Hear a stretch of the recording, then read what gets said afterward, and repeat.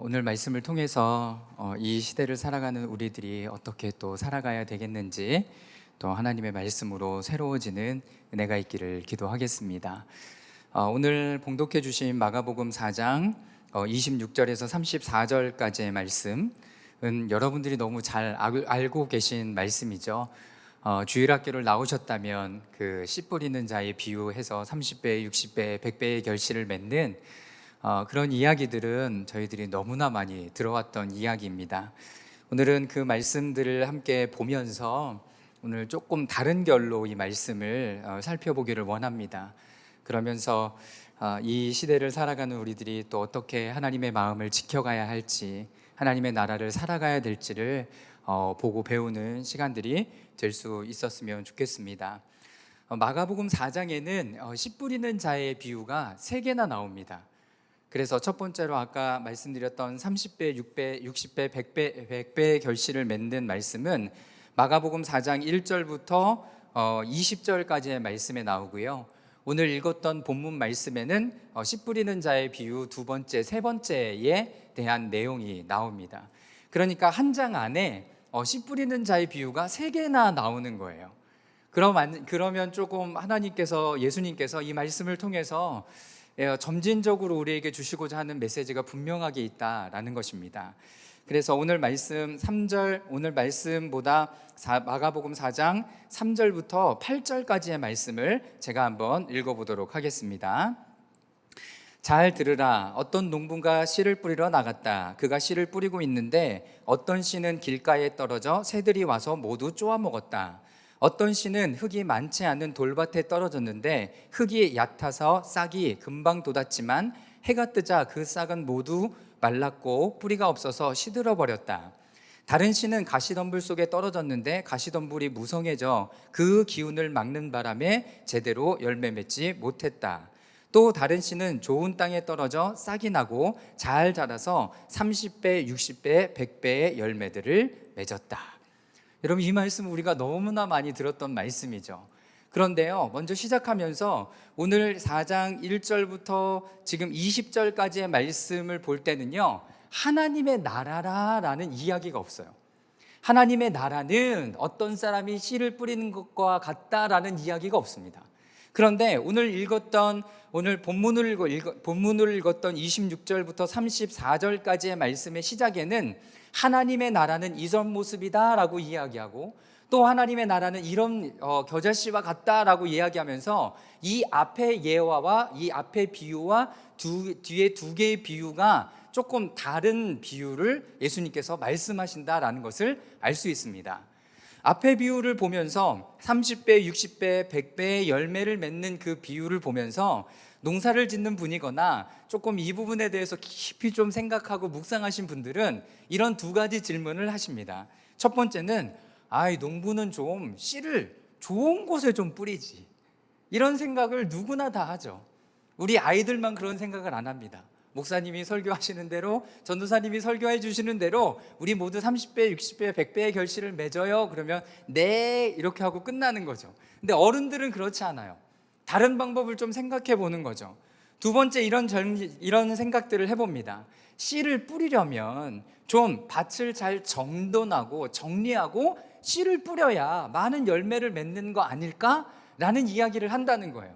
그런데 오늘 본문 말씀, 그리고 오늘 비유의 3가지 비유에는 모두 땅을 경작하는 이야기가 없습니다.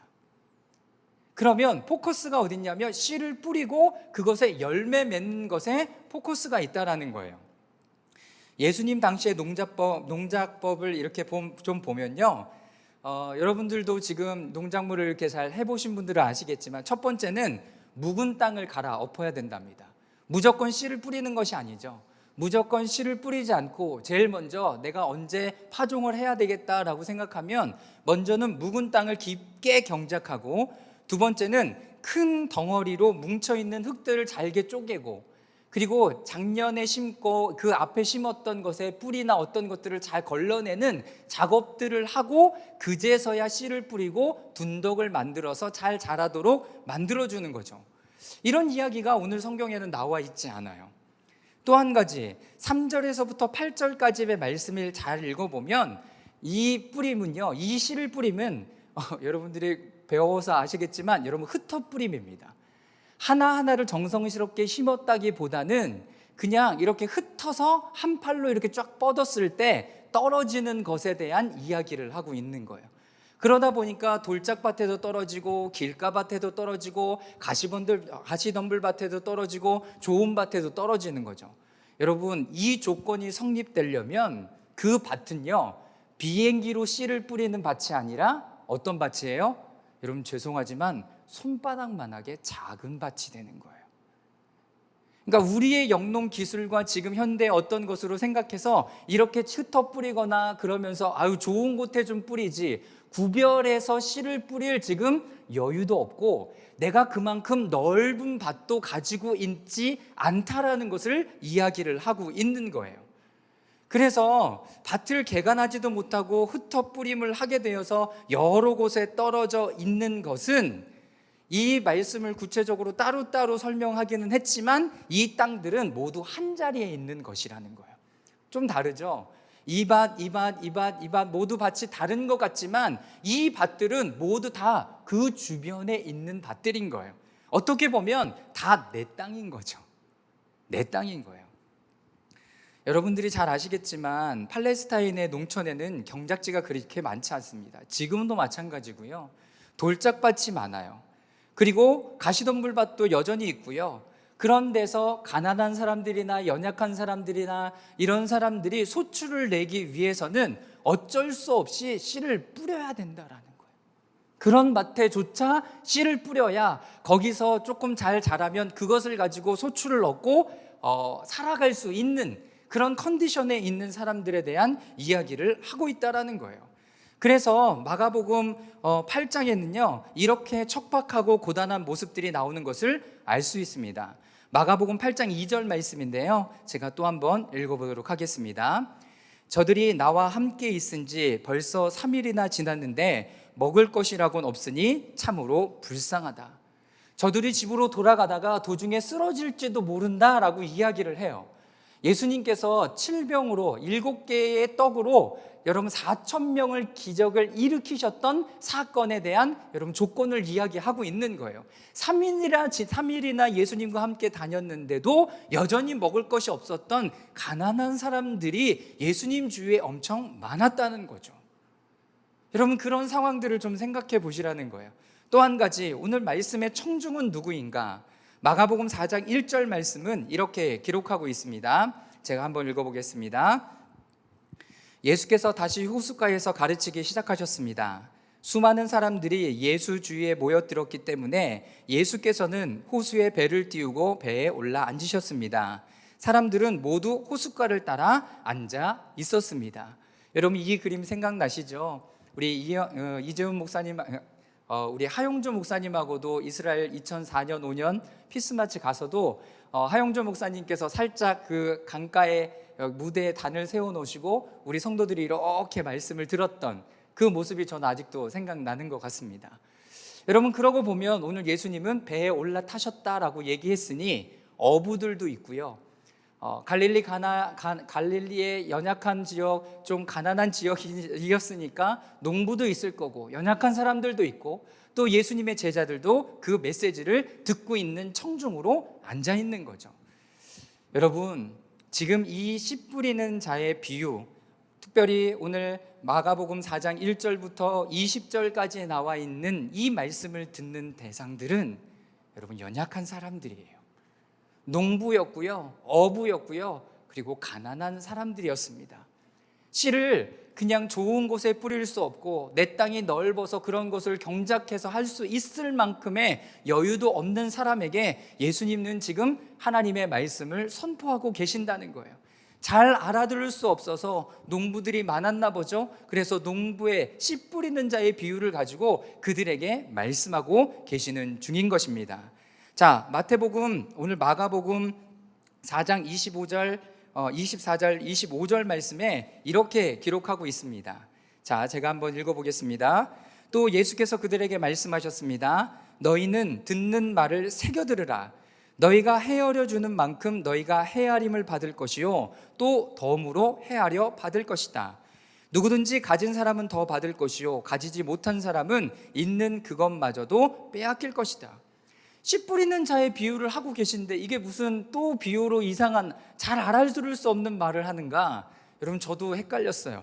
그래서 현대인의 성경으로 제가 말씀을 좀 찾아봤습니다. 자, 현대인의 성경 말씀을 준비했는데요. 한번 여러분 함께 읽어보도록 하겠습니다. 예수님은 시작.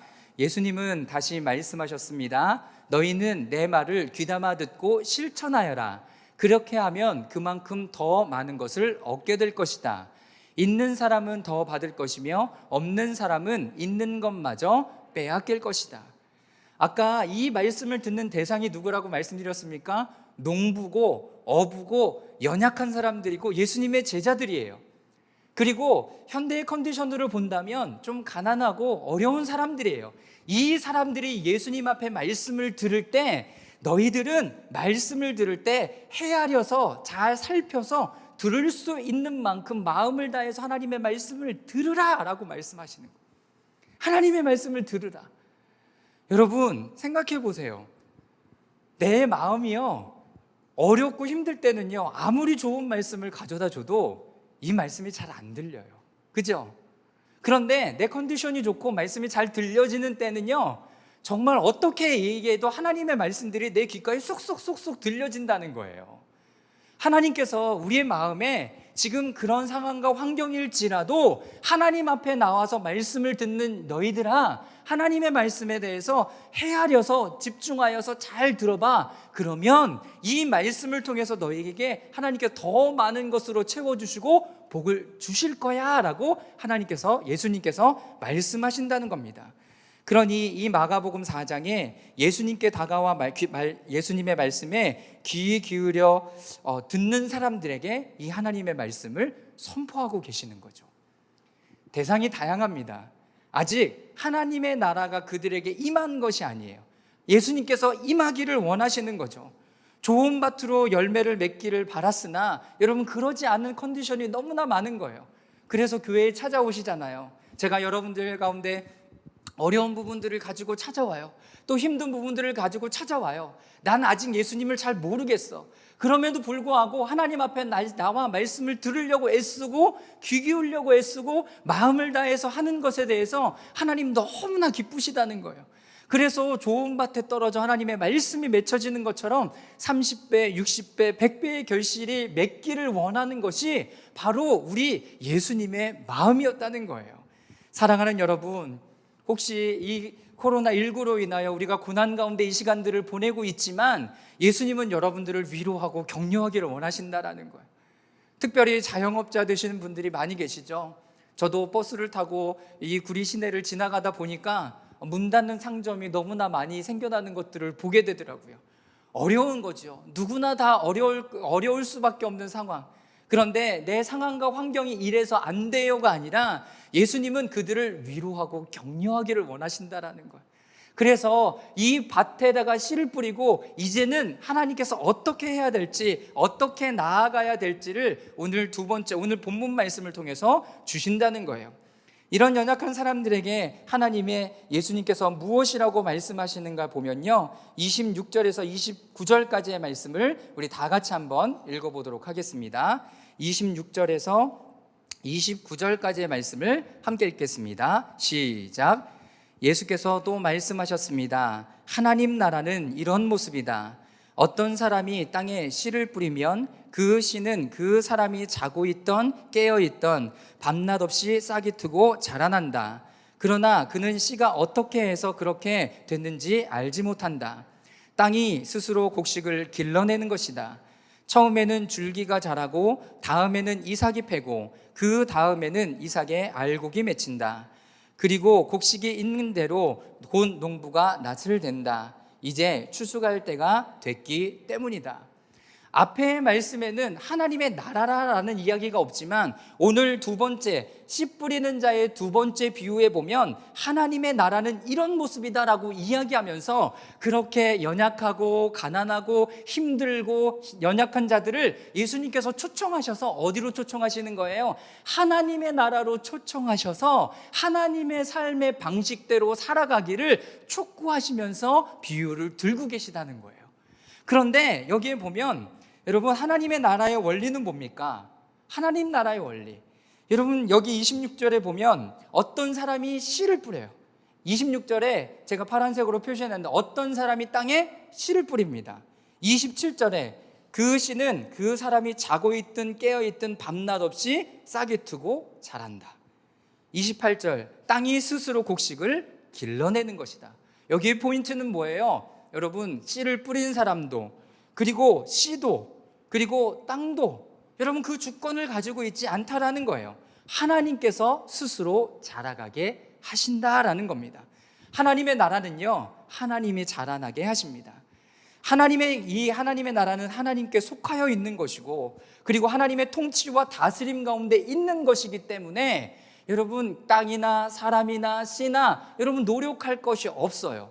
노력할 수도 없습니다. 노력한다고 되지도 않아요. 중요한 것은 뭐예요? 하나님 나라에 대해서 애썼던 사람들이 있었습니다. 예수님 시대도 마찬가지고요, 지금도 마찬가지고 하나님의 나라의 주인이 하나님인 것을 알지 못하는 겁니다. 하나님의 때를 생각하고 기다림이 아닌 나의 때와 나의 생각으로 이루어지는 하나님의 나라. 하나님의 나라는 절대로 그렇지 않습니다.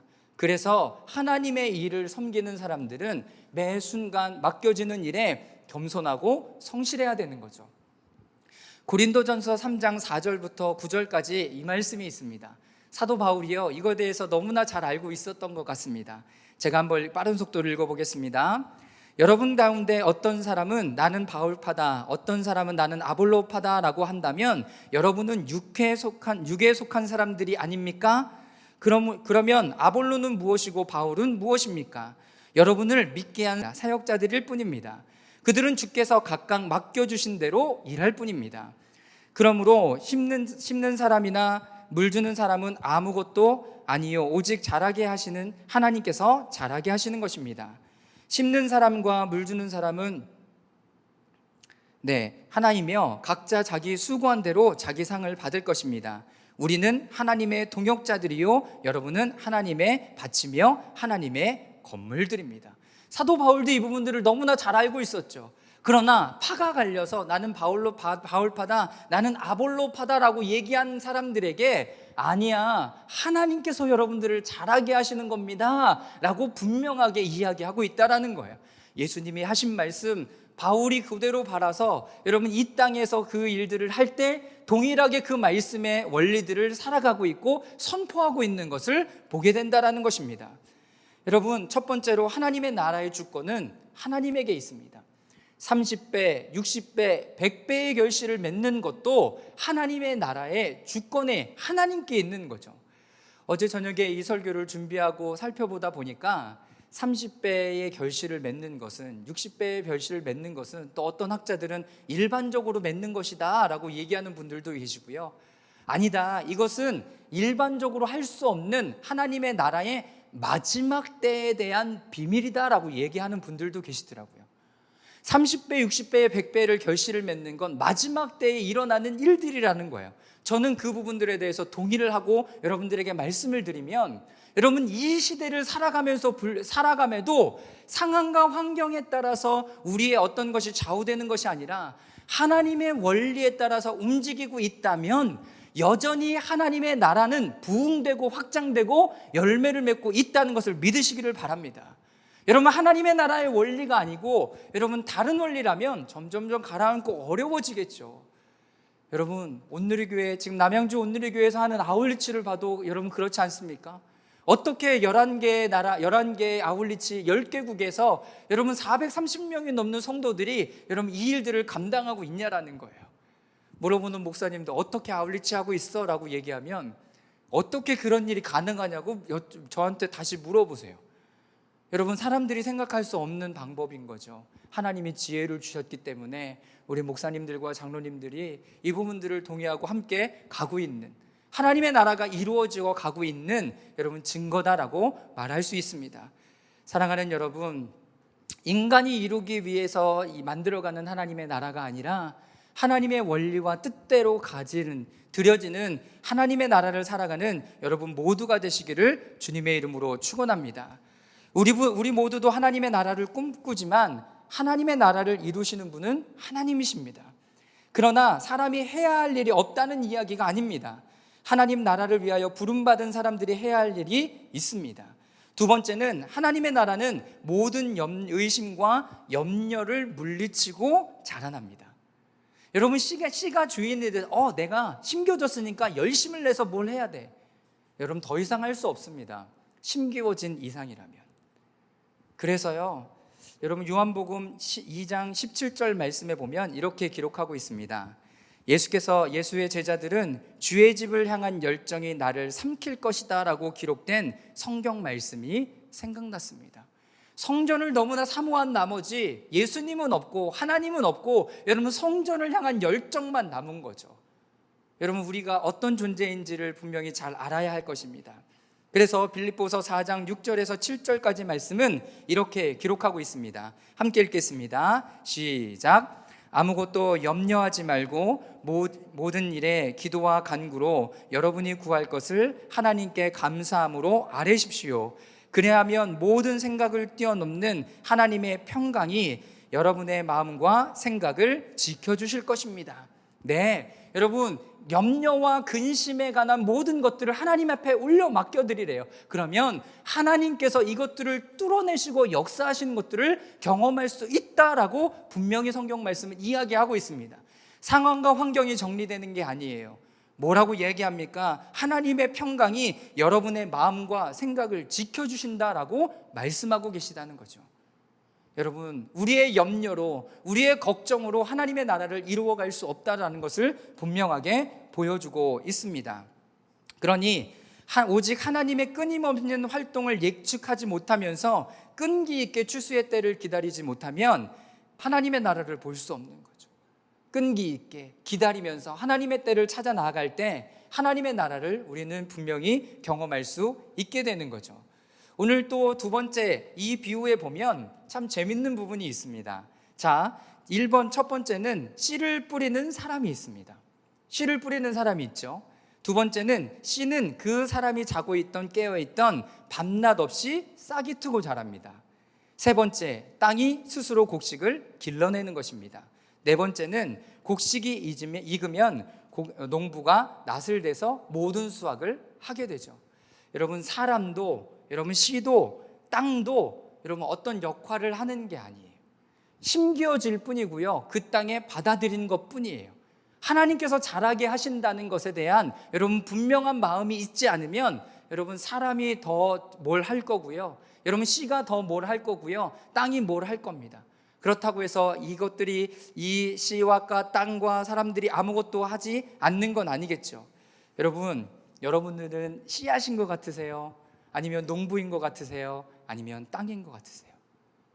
이 비유를 우리는 다 받아들일 수 있다라고 생각합니다. 씨 뿌리는 농부이면 우리가 맡겨진 그것 안에 여러분 성실함으로 씨를 뿌려야 합니다. 처음에 고민하고 뿌렸던 것처럼 어디에 뿌리면 잘 자랄까, 이렇게 마음을 다해서 뿌리는 마음이 정말 성실한 마음이고 좋은 마음이겠죠. 두 번째, 씨앗이라면 결실에 대한 책임을 물을 수 없습니다. 내가 거기에 심겨질 뿐이니까요. 그렇다면 그 안에 생명이 있는가를 반드시 봐야 되겠죠.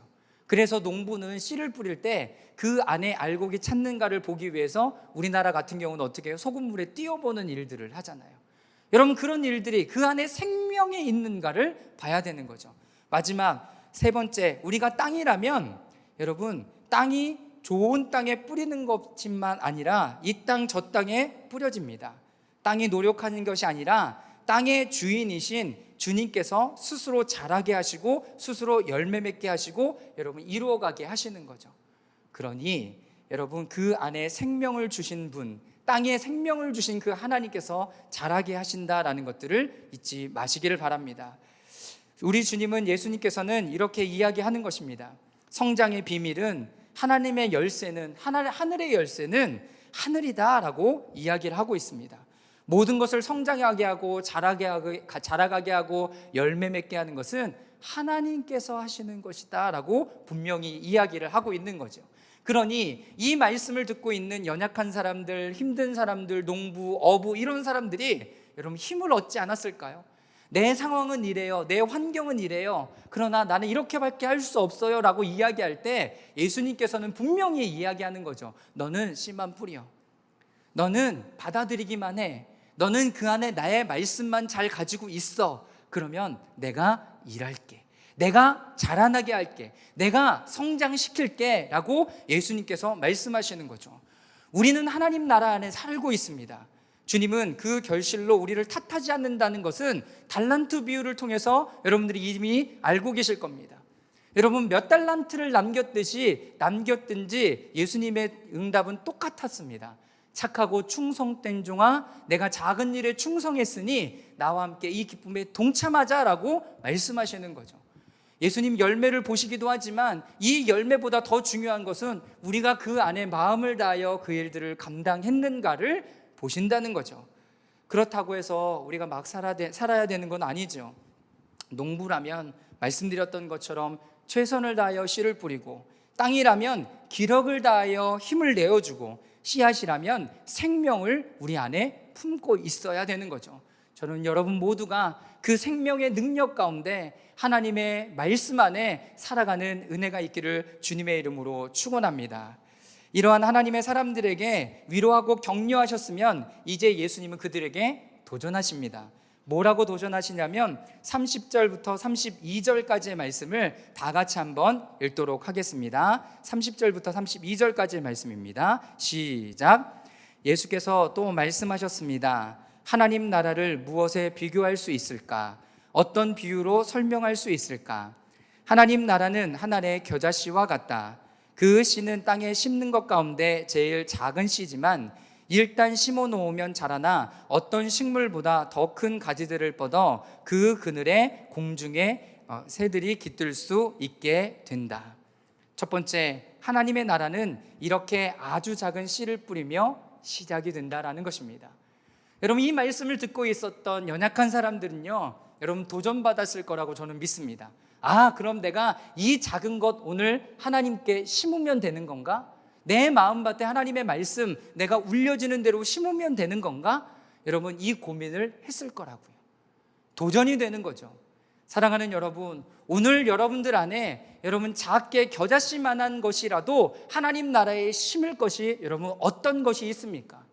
하나님께서는 이 작은 것을 가지고 하나님께서 스스로 자라가게 하심으로 말미암아서 하나님의 일들을 시작하실 거라는 거죠. 하나님의 일들을 시작하실 거예요. 그래서 보잘것없는 시초와 놀라운 결과가 마지막으로 대조되어 있지만 이러한 극단적인 대조에 나타난 기적이 강조되고 있습니다. 성과와 기적으로 강조된 것만은 아닙니다. 중요한 것은 하나님의 나라는 이렇게 작은 씨앗으로부터 출발이 되지만 점점점 자라나 더 아주 큰 나라가, 아주 큰 여러분 나무가 된다라고 말씀하고 계신 거죠. 여러분 저희 집 뒤에 황금산이 있어요. 겨울에는 춥기도 하지만 이 지금 여름 한때를 지나고 봄을 지나고 그러면서 여러분 제가 이렇게 그 중간들을 왔다 갔다 하면서 참 놀라운 것들을 많이 봅니다. 여러분 정말 크지 않잖아요, 황금산이. 여러분 근데 고라니가 살아요. 네, 그 조그만 곳에 고라니가 살아요. 겨울에는 멧돼지 5마리가 출몰했어요. 그 조그마한 산에 어떻게 그런 것이 있냐라는 거예요. 그리고 요즘에는 또 지나다니면 뭐가 나오는 줄 아십니까? 꿩이 나와요. 꿩을 누가 잡아다 놨나요? 아니요. 저는 이 성경 말씀을 보면서 너무 신기한 거예요. 오늘 말씀에 나와도 있지만 나무가 자라고 자라면 새들이 깃든다라고 표현하잖아요. 새들이 깃든다. 이 깃든다라는 표현은요, 야영하다, 자유가다, 상징적으로 남다, 유숙하다, 휴식하다라는 의미를 가지고 있다라는 거예요. 여러분 우리가 어떤 것을 심었는지 하나님은 여러분 그것을 가지고 여러분 스스로 자라가게, 하나님께서 이 하나님의 나라를 자라가게 하셔서 이제는 많은 것들이 깃들 수 있도록 인도하시는 것이 바로 하나님의 나라라는 겁니다. 하나님의 나라는요 여러분 거창한 것이 아니라 여러분 이렇게 작은 것 하나만으로도 시작될 수 있는 것이 하나님의 나라인 거죠. 저는 출애굽기 설교를 하고 나누면서 또 준비하고 저도 묵상하면서 예물이라는 단어에 굉장히 많이 이렇게 은혜를 받았습니다.